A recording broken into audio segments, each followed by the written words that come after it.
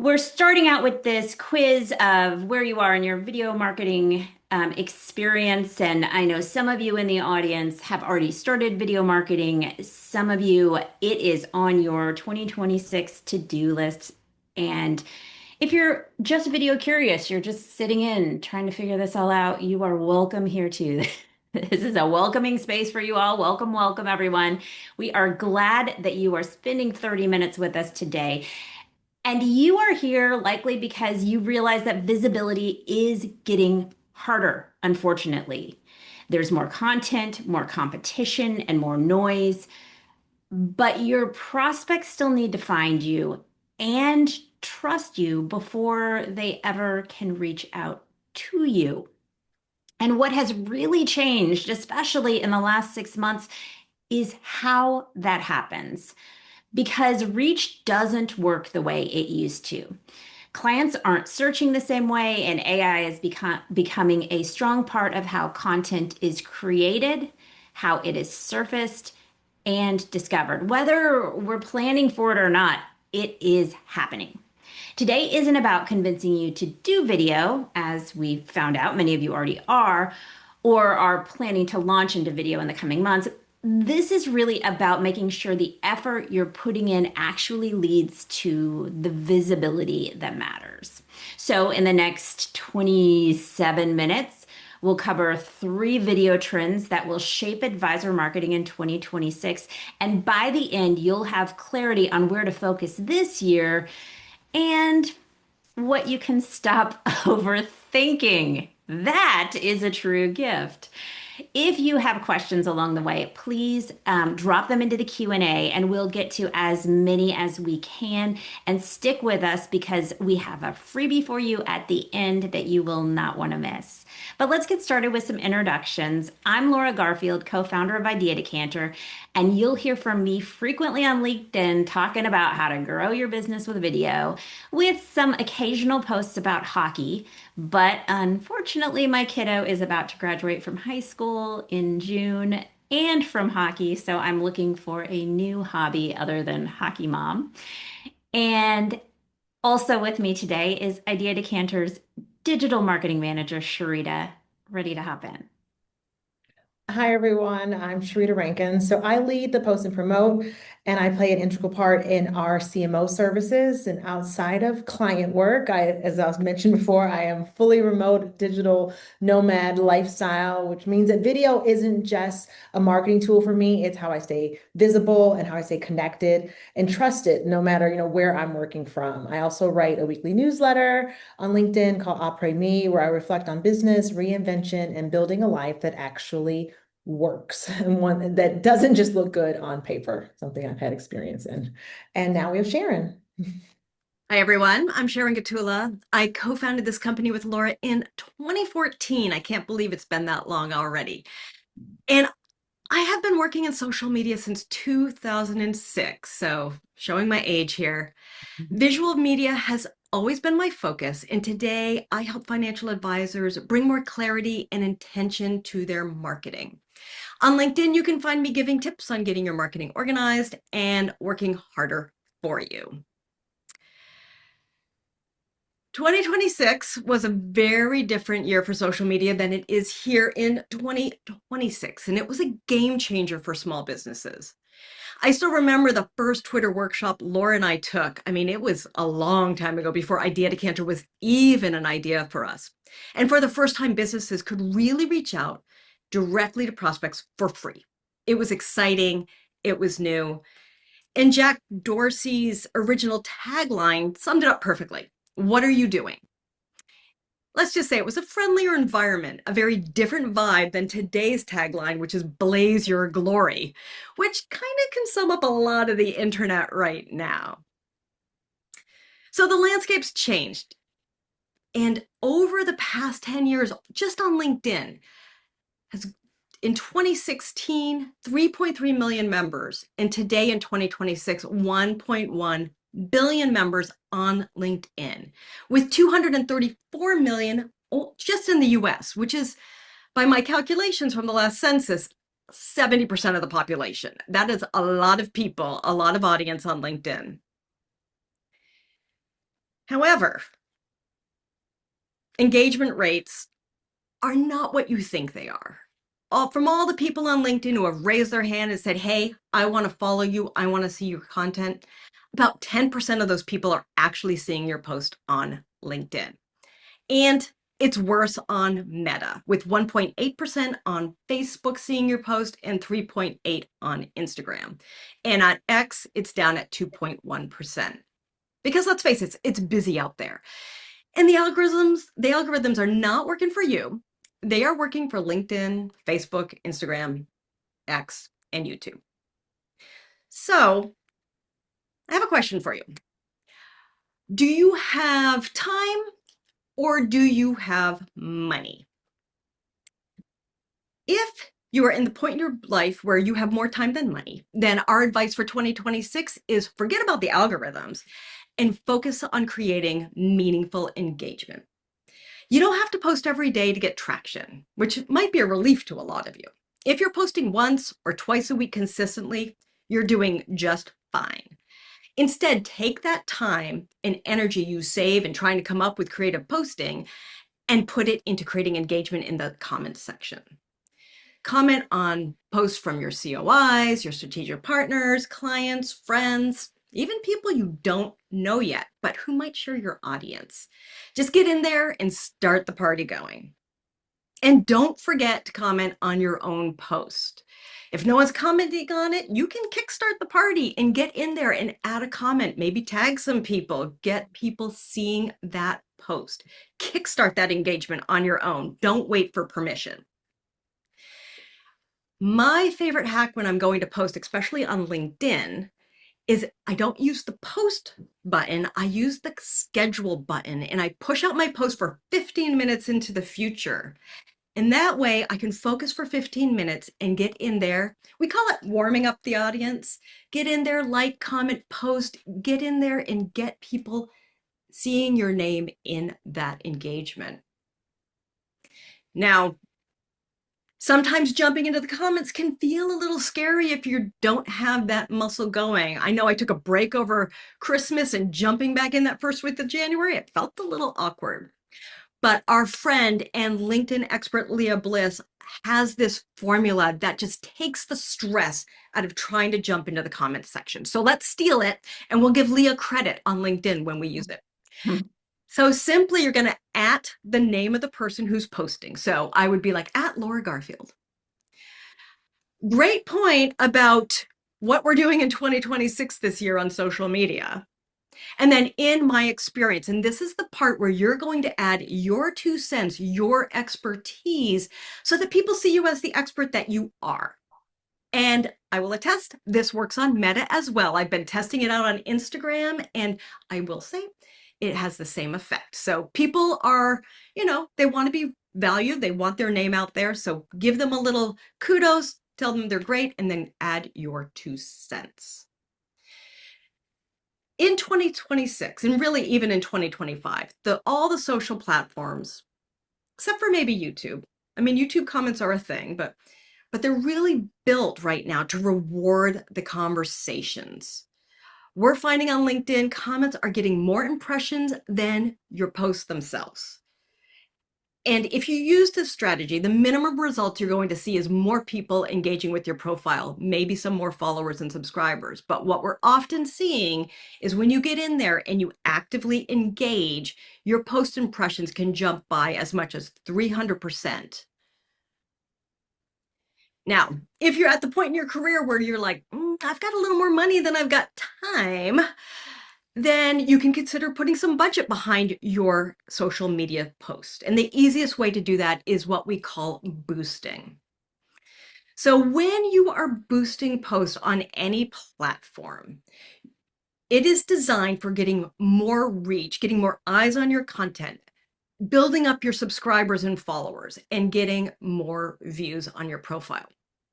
Because when you're boosting, those platforms don't want you sending them off to your website. They don't want people leaving that platform because that's where they're making their money. So your goal should really be bland. Your goal should really be brand awareness. More eyes on your content, more familiarity with your brand, and more signal across the platform. Boosting posts on LinkedIn typically leads to more connections and followers. And if your YouTube subscribers are kind of stuck at 27, putting a few $100s a month behind those videos can really move those numbers into the hundreds or even the thousands. Now, are all of these viewers your ideal client? Probably not, but reach works like a web. It's called the World Wide Web for a reason. The bigger your audience, the larger your potential reach will be. And yes, some of these are just vanity metrics, but let's be honest, when you land on someone's YouTube channel and it's got over 10,000 subscribers, we're all thinking the same thing. Like, we're thinking these people are legitimate. And there is a very good chance paid promotion played a role in those numbers. Now, if your strategy is to get people off of these social media platforms and onto your website so that you can get them into your lead funnel, then we're talking a different strategy. Now we're talking about paid ads.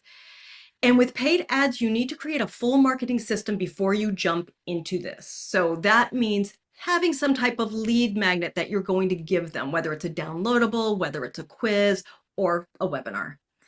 With that, you're going to need some kind of landing page, some way to capture their email, whether you're using the Zoom registration or you've got a form on your website. And then you want to get them into your email nurture funnel so that you can then nurture them to become clients. When you are creating this type of content, think about creating your ads in multiple formats. So you're going to want to have video, you're going to want to have graphics, maybe a photo. You're going to need vertical, horizontal, and square, because the way it works is, especially on Meta, it's going to be in different sections of the platform, and they want different formats for each one. And I will say that as advisors, there's a couple of things you should know. One, you cannot discriminate by age when you are creating ads. They will cancel the ad on you because it's considered discrimination. And financial services has the most expensive keywords out there. So cost per click is going to be higher than what you're going to see for other industry. So here's your quick breakdown. If you've got more time, spend that engaging in the comments section. If you've got a little more money than time, the easiest way to do that is boosting. And if you really want to get people into your nurture funnel, then you need to talk about paid ads. And one more point, oops, I forgot about that one. One more point before I hand this to Laura. If commenting is part of your strategy, especially on LinkedIn, don't forget to get out of your bubble. If you're like all of us, we see the same people over and over in our feed, but use that search bar. Get out there, find new people to connect with, new posts to engage with, maybe articles that are covering similar topics that you talk about or that serve the same audience that you want to serve, because that's how you're going to expand your reach, refresh your feed, and keep those new ideas and new faces flowing.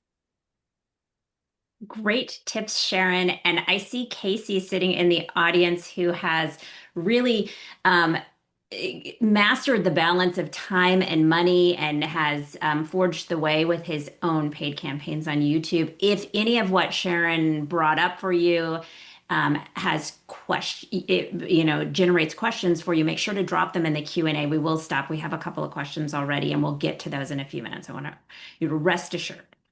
But for your next tip, and it sounds counterintuitive, but you have to narrow your focus to expand your impact, which means speaking to a smaller audience to reach more people.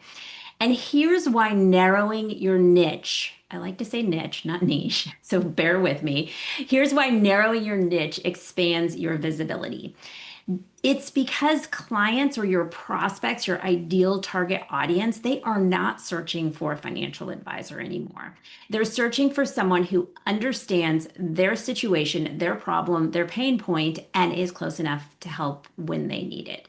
So we're seeing common search patterns like retirement planner near me, or financial advisor for business owners, or financial advisor who can help me with my exit from my business, or help with inheritance planning. And here is why this matters to you, because you have to think of it in terms of your prospects looking for an advisor who fits their life, not just their portfolio. In execution, what that looks like is clear niche language and location cues that make it easier for your right fit clients to find you, trust you, and reach out. And that works especially well when you show up in those search results with a video. And let me show you an example. Except we can't hear it. When the that's creepy. But unless you're at one of the big firms with formal sabbatical policies, it might feel out of reach.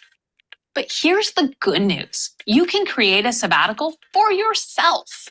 We've worked with a number of clients who do this. Some use it to travel, some just want to step away and reset, and others need the time for health reasons after years of nonstop work.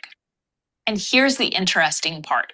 Even just knowing they've planned for it helps change their whole outlook. So Amy here is talking to her niche, people working in the tech industry in Portland, Oregon. And not just tech employees, but tech employees who feel like they really need a break. So Amy wants to show up when her ideal prospects go searching online for how to financially plan for a sabbatical. And that is why she made this video where she can share her wisdom. And you might be thinking, well, yeah, I could do the same thing without video. I could just write a blog. But here's what's interesting, and a stat that has stuck with me for years. Did you know that your viewer gets 60,000 times the amount of information from watching a few seconds of video compared to reading a few seconds of text? And on the next slide, I can tell you I'm not talking about dissing books. Like, I love to read. I'm with you. But we are evolving into this society that prefers the easiest thing possible. And oftentimes that is just hitting the play button.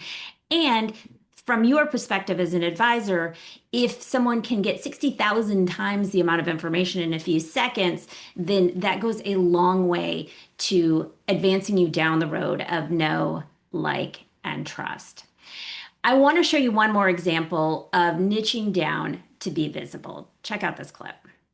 Most people think changing their address is enough to become a Florida resident. It's not. And if you're coming from a high tax state like Massachusetts, New Jersey, or Illinois, that assumption could be very expensive. I've lived this. I moved from Boston, and I've been through a state audit. I know how costly it can be if you don't get it right, especially now. Yeah, so here Michael isn't just narrowing in on Florida residents. He's talking specifically to people who've moved to Florida and not from anywhere, but from Massachusetts, New Jersey, and Illinois. The other thing you might have noticed is that he's about to launch into a personal story. And as AI becomes more prevalent in marketing, and you're going to hear a lot more of this about this from Sharita in a few minutes, but your personal stories are what make you unique. And that was true before the onslaught of AI, but it is becoming crucial today. I've been following a lot of marketing trend predictions. I've been bombarded with them, it feels like, for the last 4 or 5 weeks. And the common denominator I have picked out is that in 2026, storytelling will be more important than ever. Now, Laura just showed us why narrowing your focus actually expands your visibility and how clients are searching by life situation, not job title. And that naturally leads us to the next question we hear from advisors all the time, which is, okay, so how do I keep up with this consistently? And that's where AI fits in. It's not a strategy, but it's the support layer behind it. When people hear AI, they often think about content creation or automation.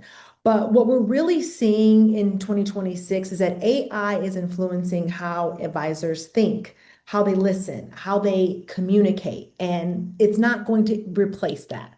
AI here isn't here to replace your expertise or your judgment. It's here just to reduce the friction around it. And one of the biggest ways advisors are using AI today is to better understand their clients' needs. Behind the scenes, AI, they're using it to summarize meeting notes, to identify like reoccurring questions across client conversations, and to spot themes that are, specific to life stages like retirement and business exits, inheritance planning. And this helps advisors show up more prepared, more focused, and not overwhelmed, which we all want to be. And AI doesn't replace the advice, it just helps you sharpen it.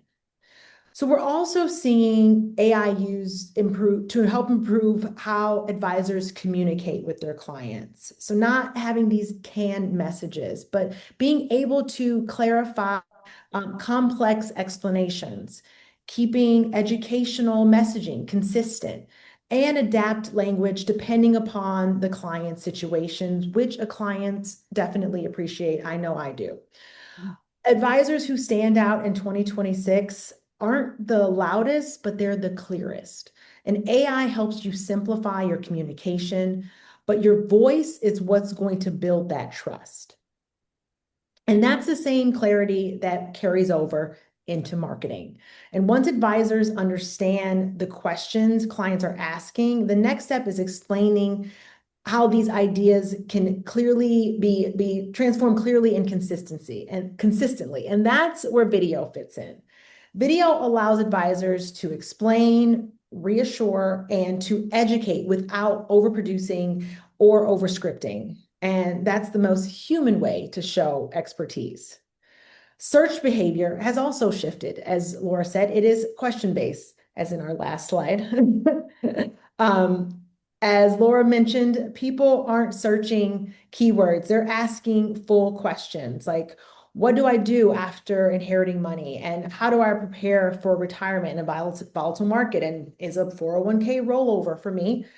As we see in the last slide, we see that AI helps this messaging and how people can actually search. And these keywords, without like stuffing these keywords into your videos and sounding robotic. And that's why short educational videos answering specific questions perform so well, because AI can pick those up. And as you saw, they are right in your Google search results. And of course, all of this only works with strong compliance oversight. AI can help you draft and organize, but the human eye will always become the last and most trusted thing.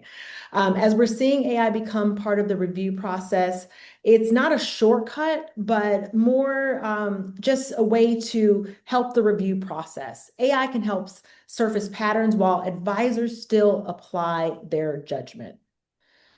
And as AI becomes more common, your lived experiences and personal stories matter even more. I mean, AI can help structure your content, but it can't replace the context, the empathy, or the trust that you provide your clients. And that's why storytelling, as Lori mentioned, is so important in 2026. I mean, to give you an example, we were working with a client and he mentioned during our marketing efforts reminded him of his old construction days as he used to carry his sledgehammer and hammer away at the concrete, one slam, one slam. But it's not until that like 10th or 11th slam, I would say, and I'm clearly not in construction, that the concrete starts to break. And that it's that consistent working hard that then shows results. And that turned into, our results with him, with his marketing, as we are consistently working towards. But he was able to offer an insight to his personal life, a story that resonated, that even beyond that full story I even thought about earlier today, which, and those are the moments that you really, that clients take away, that they can reflect on, that can really leave a lasting impression that AI can never do. And that's something that, like I said, this personal take is something that AI will never be able to replace. So it's not just changing what advisors stand for, it's just supporting how you listen, how you explain, how you stay present. And video will help you also confer all these messages in the most natural way that can turn that clarity into trust. We have some great questions in the chat, and I'm going to start with this one, directing it at Sharon, and Sharita, you can hop in. But Danielle asks, It's interesting that it was mentioned that people have had success in growing their YouTube channel from using boosted videos. We tried this on our own and hiring a company to assist us, and Google has very strict guidelines on boosting videos in the financial service space. Yes, they do. And basically disallowing them under the consumer financial policy. I am curious how you were able to have boosted videos get approved. Well, one, I would check to see if you tried to target any age demographics, because if you do that, YouTube will just kick it back to you. And there are certain subjects that Google will just say no to. So the videos that we're boosting for advisors are typically videos where they're either offering kind of generic sort of advice or being specific about something. For one client, we boosted a video about how to deal with aging parents, and that one did very, very well, and we had no problem doing it. But I would look at, if you have clicked any of those demographics, just click them all, make sure they're all there. Typically with YouTube, if you're boosting, you can choose to try to get like affinities. Like I'm working with one advisor where we're picking foodies because that's who they want to target. So there's certain interests that you can target on YouTube, but across the board, as long as you keep all of those ages clicked, most of those videos will go through. Yeah, and that's supported by Casey in the audience, who I mentioned earlier, who just dropped in. If you don't target, it will be approved. He had the same issue. If you have a target audience for your video, it will naturally go out to the target audience. You think you are kind of building an audience based on what you're talking about, and it is absolutely intuitive to think I don't want to target someone who's under 20 with this video because they are not my ideal client. But in YouTube ad world, like you just can't. You have to set aside, like, I would like to narrow this down and know that your audience is self-selecting in. Before we wrap up, I want to invite you to our next Finfluencer community event. It's coming up in March, and we'll be talking about websites, because in 2026, your website has to do more than make you look good. It has to help the right clients find you, trust you, and take action. So look for an invitation to join our exclusive March Finfluencer community event, where a panel of top marketing experts in the website world will break down your website must-haves that advisors can't afford to ignore. And as we promised you a freebie at the beginning, we're offering a complimentary video ready report. It is a personalized audit that shows how prepared your brand really is to grow with video across your website, social presence, and overall digital authority. If you scan the QR code on your screen, you can book time with Sam from our team.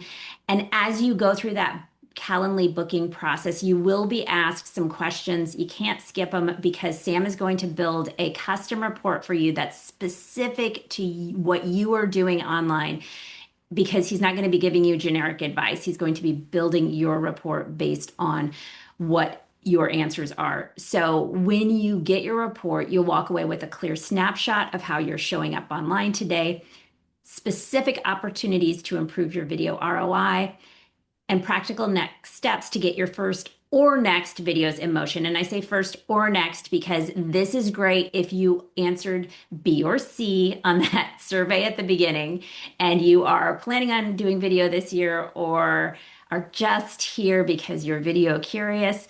But you can also take advantage of the video ready report if you are already out there like Casey doing all kinds of video, and you want to get a outsider's perspective on your digital footprint. No pressure, just clarity on where you stand and where to focus next.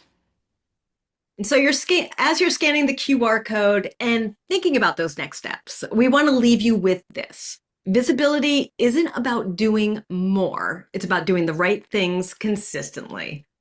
Have a great day, everybody.